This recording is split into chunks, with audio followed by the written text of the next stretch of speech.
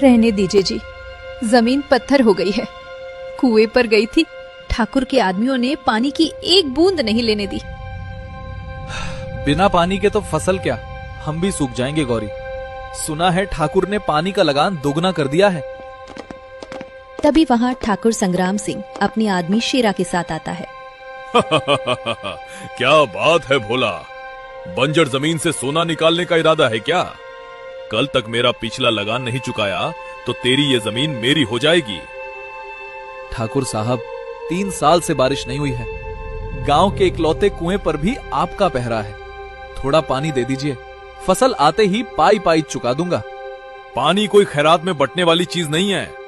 कल तक लगान दे, वरना गांव से निकल जा। चल शेरा। इतना बोल ठाकुर और शेरा वहाँ से चले जाते हैं। भोला और गौरी एक दूसरे को बेबसी से देखते हैं। तो सौदा पक्का रहा, कल रात तक इंद्रदेव की प्राचीन सोने की मूर्ति तुम्हारे पास होगी। लेकिन ठाकुर साहब, वो मूर्ति गांव वालों की आस्था है। उन्हें लगता है उसी मूर्ति के कारण कभी गांव में बारिश होती थी।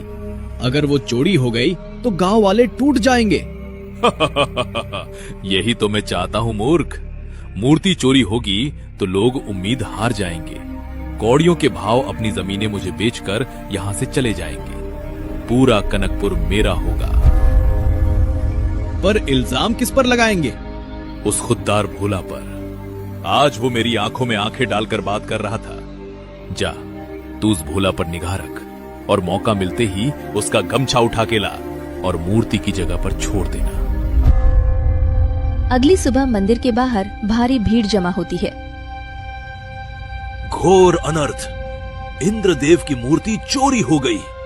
अब इस गांव पर भगवान का कहर बरसेगा।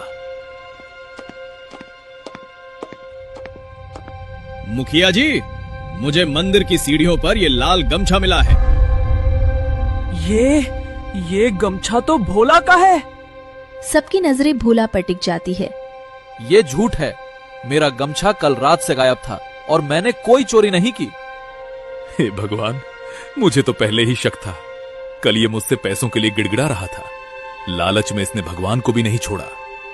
ठाकुर, भगवान से डरो। तुम जानते हो मेरे पति ने ऐसा नहीं किया है। चुप रहो गौरी, सबूत भोला के खिलाफ है। मूर्ति की चोरी भोला ने की है।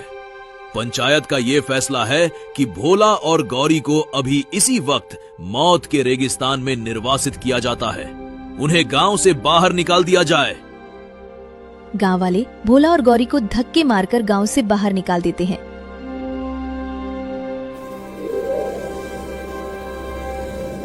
चारों तरफ सिर्फ रेत ही रेत। मौत के उस वीरान रेगिस्तान में तपती धूप और भयंकर प्यास अब बर्दाश्त से बाहर हो चुकी थी।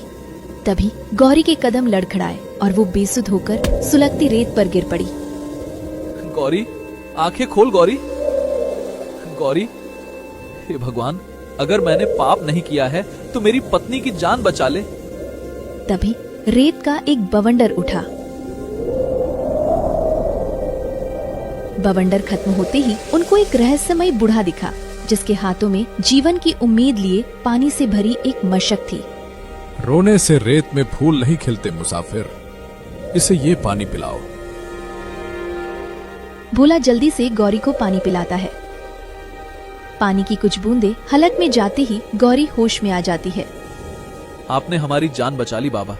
हम बेगुनाह हैं। हमें गांव से। रेगिस्तान की हवाएं मुझे सब सच बता चुकी हैं भोला। तुम्हारा न्याय गांव वाले नहीं, अब नियति करेगी। जाओ, पश्चिम की तरफ काले पहाड़ों के बीच तुम्हें एक गिरा हुआ आसमानी योद्धा मिलेगा।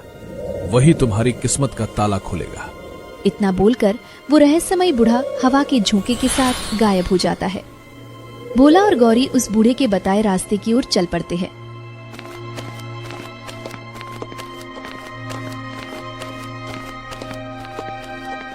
थकन से चूर भोला और गौरी जब वहाँ पहुँचे तो वहाँ कोई इंसान नहीं था, बल्कि एक विशाल चट्टान के नीचे एक स्वर्णमुखी बाज बुरी तरह घायल अवस्था में दबा हुआ अपनी सांसें गिन रहा था। ये कैसा अजीब पक्षी है, इसके चोंच तो सोने की तरह चमक रहे हैं।